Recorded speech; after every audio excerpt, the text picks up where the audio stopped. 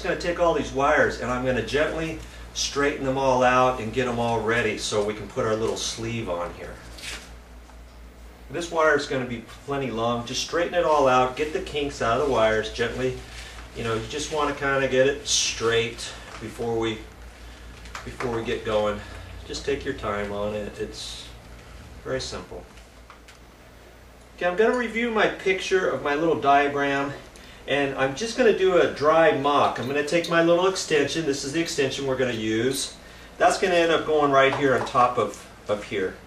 And but I'm going to look at this and make sure I know which way the housing is going to go, especially this little goodie here. I want to make sure I make sure it doesn't go up either this way or this way. You know, I've got to look at the picture, make sure of all this, because when I put all the wiring down through here, up through here and out the top, I want to make sure I've got the right housing pieces together. So just take a moment and look at your directions and figure that out. Okay, here's our extension piece.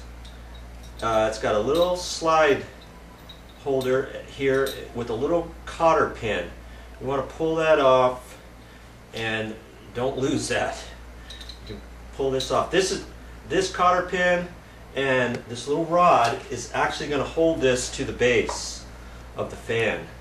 But we're just going to do that now. Pull that off. And then there's a screw on the back side where this knuckle is. I'm going to call this a knuckle. Here's a ground wire. It was pushed in like that. Just pull that out of the way. I'm going to use that later. There's a little set screw on the side there. That set screw keeps this knuckle attached to this rod. So we're going to loosen that up, pull that out. You're going to see there's a sliding pin in there. When you pull that out, the pin's going to slide out. But there's a reason for that, and I'll explain that in a moment. Ultimately, on this fan, I've got a little housing here that's going to slide up there. So I took that little pin out of there, and that's going to end up going down into here. So these wires here have to slip up through here. Now I could probably slide those up and get them through here where this is, but like if you have a long extension, say you got a 4-foot long extension, you want to slide these wires through there, they recommend you taking the screw out with this pin and all that good stuff. Then your wires will slide up there easier. So you can either pull this out or leave it in. Okay, so I'm going to pull it out for demonstration purposes only. Okay, where this little set screw is, once I take that set screw out, it'll leave a mark on the little 6-inch extension.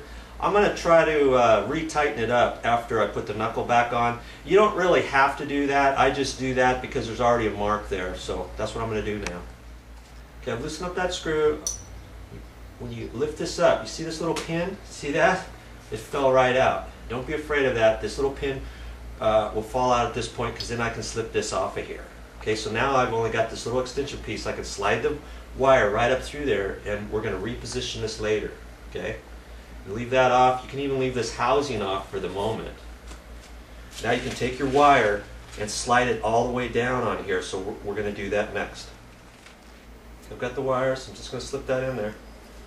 Now they can push right through there nice and easy. Without that knuckle on there, you don't have to worry. We're going to pull that all the way on here. We're going to position it down on here. This is our base. I've just left it in here. This is just going to hold it from falling down and so forth. Got 2 screws down here. Loosen up those screws to make sure that you can push this all the way down. Okay. Now you'll see this is the hole where we had our goodie with the cotter pin. So we're going to push this down in here. Then we have to slide this through the holes in between the wires and hook it on the cotter pin. So push your wires down on here, line it up, and gently fish this through. So we're going to do that now.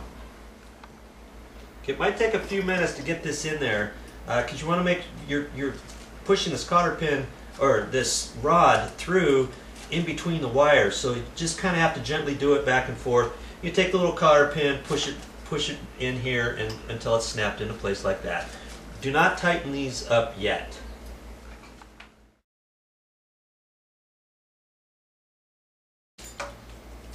Okay, putting the wires through this knuckle. I'm going to slide this knuckle down, but make sure, like I say, you read your directions, because I tricked you. We're not going to put this on yet. If you look at your directions and your diagram, you're going to notice that this housing's got to fit in here too. We can't slip this housing on after we put the knuckle on, can we? So we got to first slip the knuckle on, or this housing down in here, and then we can go ahead and put this knuckle on, okay?